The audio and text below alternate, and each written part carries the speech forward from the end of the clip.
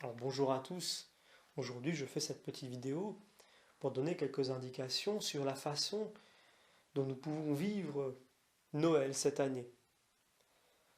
Nous sommes dans le temps de l'Avent, donc nous avons déjà commencé à préparer la venue du Seigneur, l'incarnation du Fils de Dieu, mais il nous reste quelque temps encore avant la période de Noël, et il faut donc nous y préparer.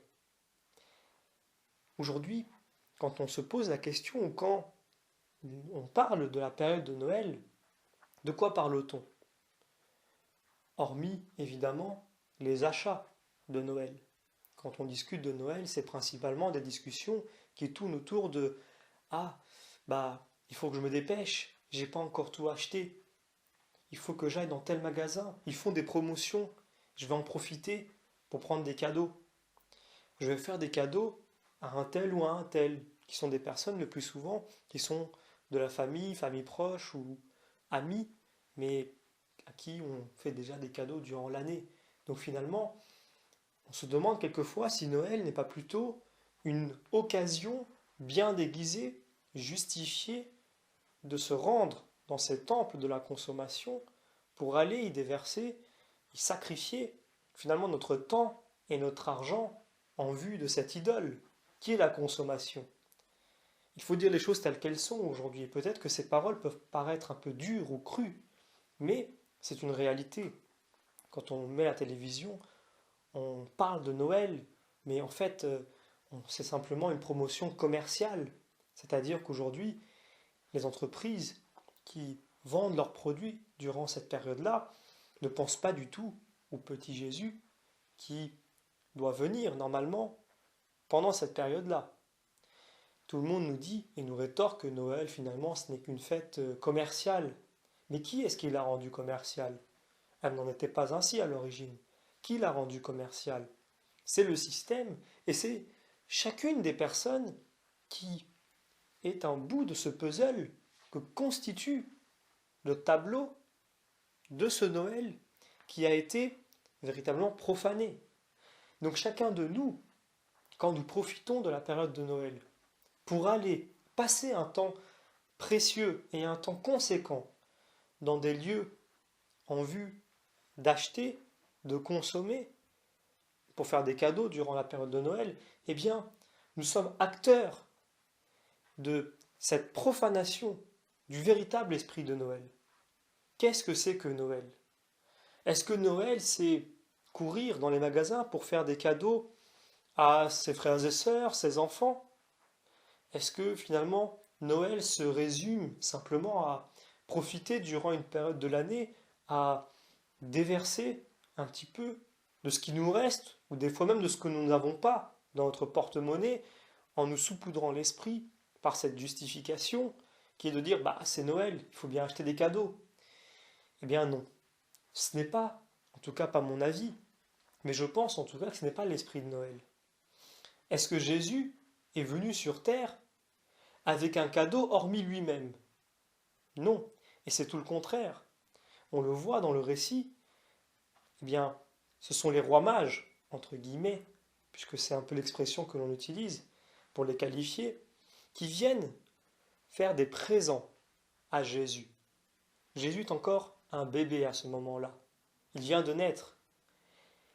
Il symbolise véritablement ce Dieu qui se fait tout petit. Qu'y a-t-il de plus petit dans ce monde, finalement, qu'un bébé? Qu'y a-t-il de plus inoffensif, de plus doux, de plus pur qu'un bébé? Eh bien, Dieu est venu ainsi pour vivre parmi les hommes, et finalement, ce sont des étrangers, des personnes qui sont loin, qui sont venus faire des présents à Jésus-Christ.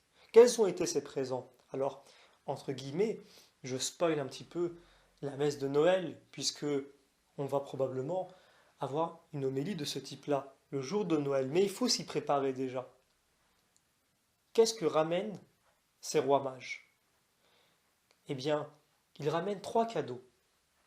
De l'or, de l'encens et de la myrrhe. L'or, c'est le symbole de la royauté de Jésus. C'est le symbole de ce petit enfant qui va devenir un roi. Non pas un roi à la façon des hommes, donc un roi qui aurait un trône et qui dominerait, qui donnerait des commandements depuis ce trône-là, qui envahirait les pays, mais le roi de nos cœurs, celui qui régnera par l'amour et l'humilité. Donc ce n'est pas un roi qui sera en train de siéger sur un trône, c'est un roi qui sera en train de siéger dans nos cœurs. Le deuxième cadeau, c'est l'encens. L'encens, c'est le symbole de la divinité, puisque c'est ce que nous utilisons notamment pour faire monter nos prières vers le Seigneur symboliquement. Et il reste la myrrhe. La myrrhe, c'est le symbole de ce que nous utilisons, c'est le symbole de la future mort et l'embaumement de Jésus-Christ, puisque c'est ce qui est utilisé pour embaumer les morts notamment. Ces trois cadeaux qui sont donnés, eh bien, ils sont un symbole que nous comprenons, maintenant que je viens d'en donner l'explication. Donc ils ont un symbole qui est d'une profondeur, qui est forcément, intrinsèquement, liée à l'annonce de Jésus-Christ.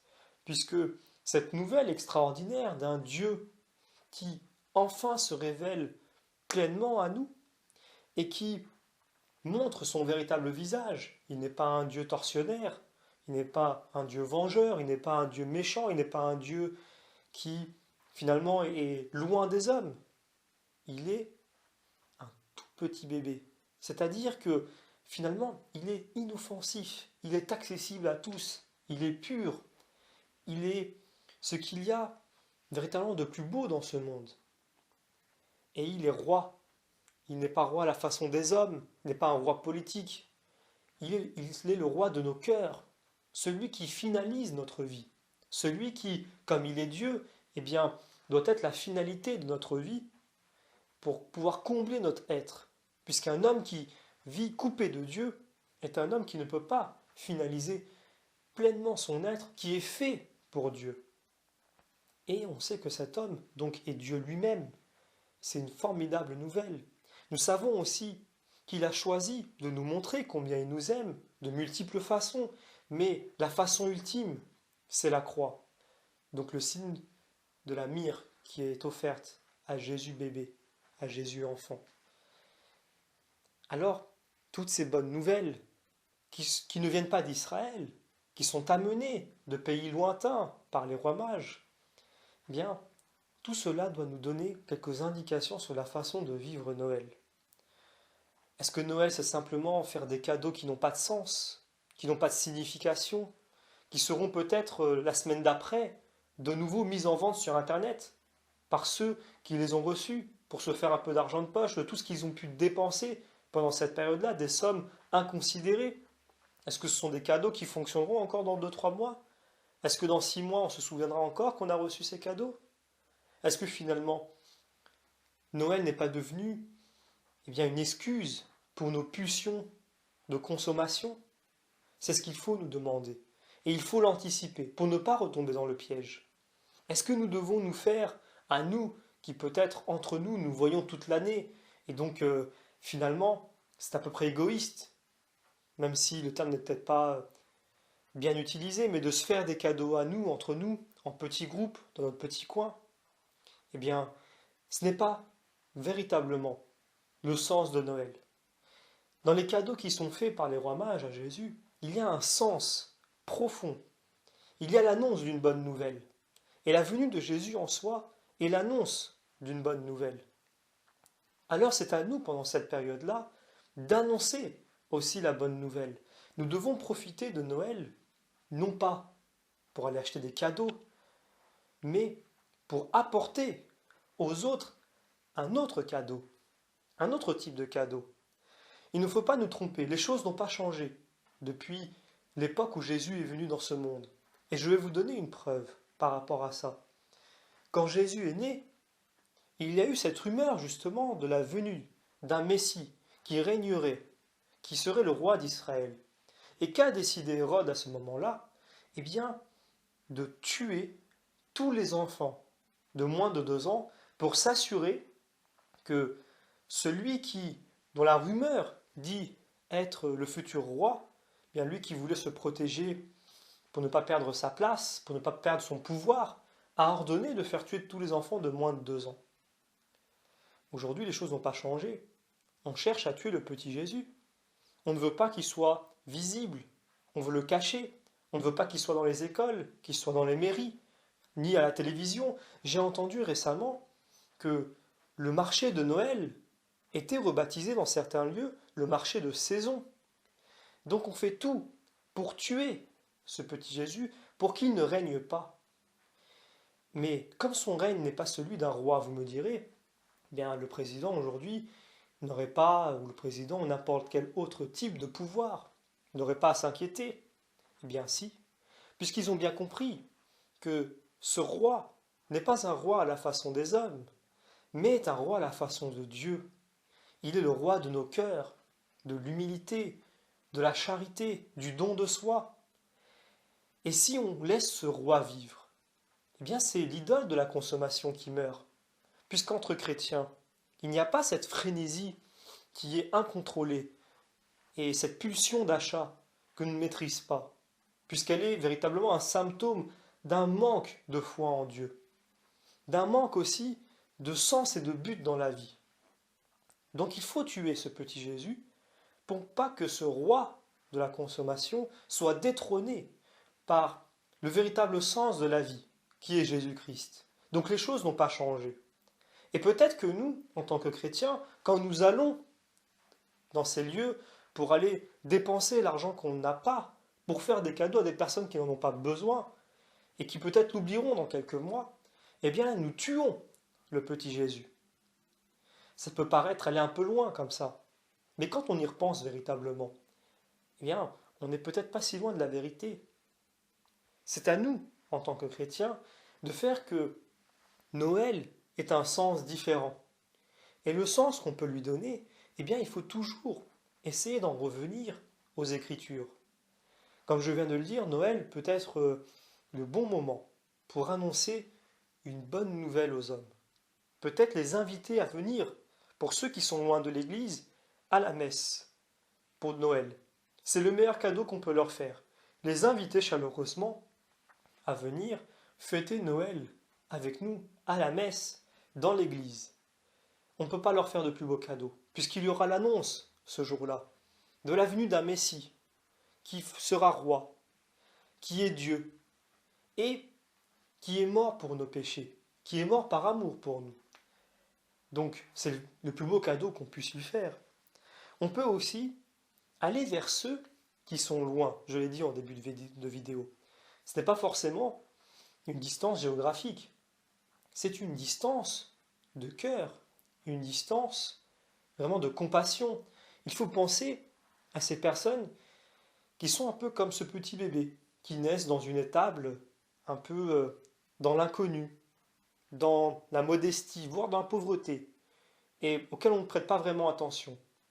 C'est à ces personnes qu'il faut aller, comme ces rois mages sont allés vers Jésus, pour apporter cette bonne nouvelle. Cette bonne nouvelle, elle ne se porte pas seulement en parole, en disant « Jésus est venu, Jésus s'est incarné, il s'est fait homme pour venir nous sauver », mais cette annonce se fait aussi en acte, c'est-à-dire que on peut inviter ces personnes pendant Noël à passer du temps avec nous, à peut-être les inviter si elles sont seules, à vivre la veillée peut-être avec nous, ou le lendemain, mais à ne pas les laisser tout seuls dans leur coin, à ne pas les laisser loin, justement, de cette bonne nouvelle, et de rester entre nous.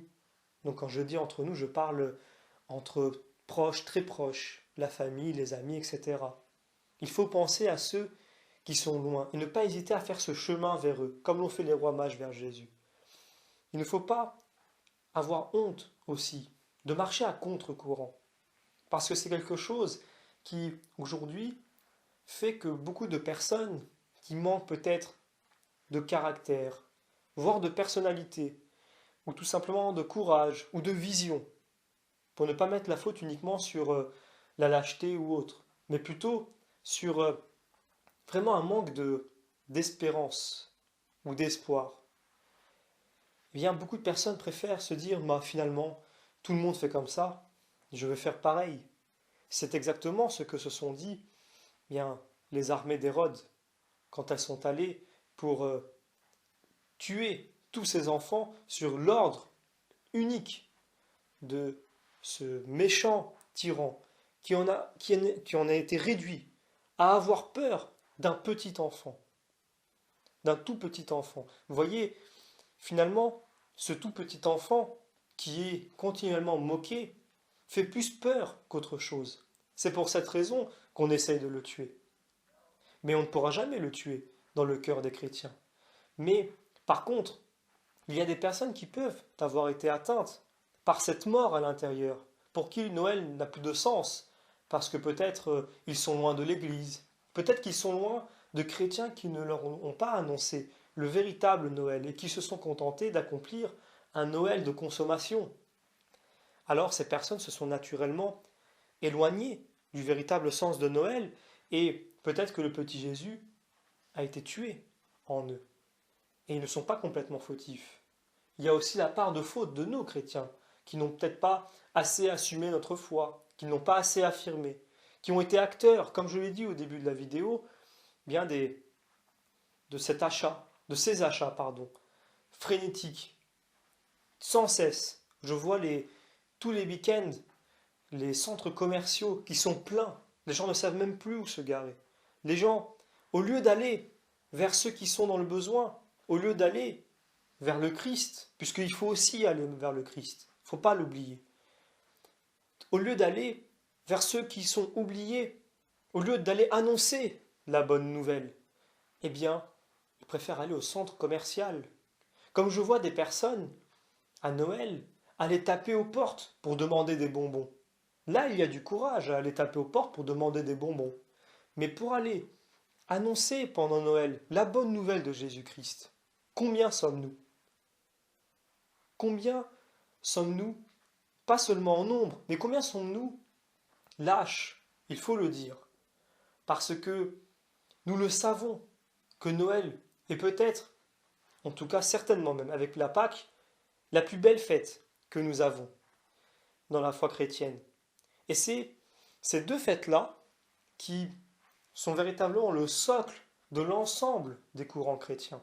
C'est-à-dire que quand nous fêtons l'Immaculée Conception, eh bien nous savons que les protestants ne le fêtent pas.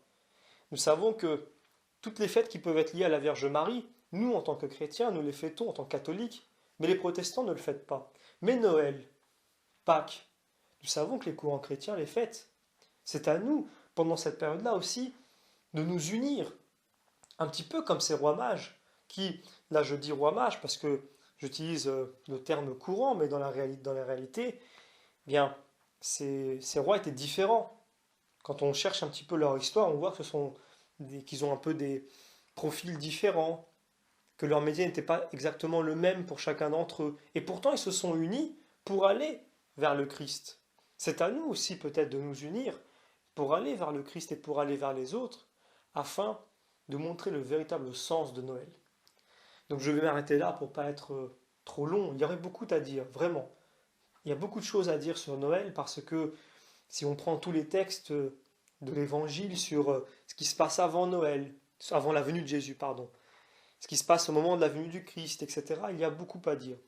J'essaierai d'ailleurs de mettre des homélies des pères de l'Église sur Noël avant la période de Noël, afin de mieux nous y préparer.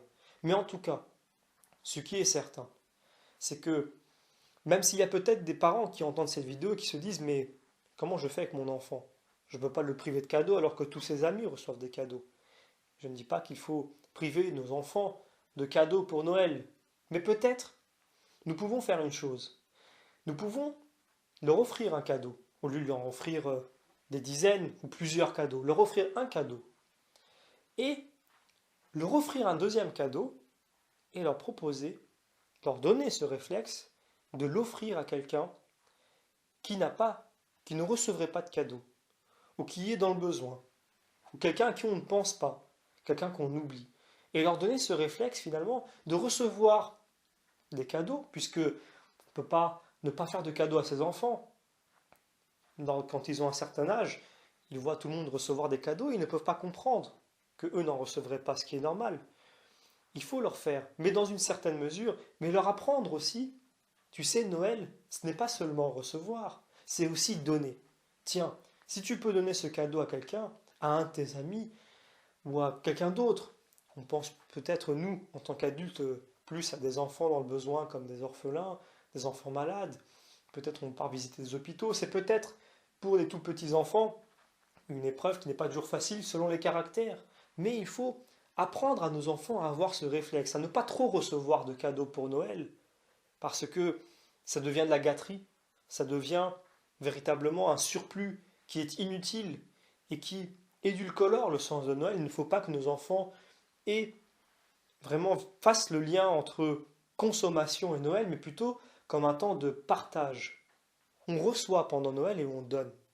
On ne fait pas que recevoir en abondance en oubliant les autres, mais on reçoit et on donne et on essaye de donner à ceux qui sont oubliés, à ceux qui sont loin et à ceux à qui peut-être Noël n'a pas de sens, puisque le seul sens qui lui est donné aujourd'hui est un sens profane, est un sens matériel, alors que Noël est quelque chose de beaucoup plus profond. C'est un mystère véritablement de la foi chrétienne qui, lorsqu'il est médité, eh bien, produit des fruits extraordinaires. Et il ne faut pas laisser aujourd'hui le monde corrompre le vrai sens de Noël.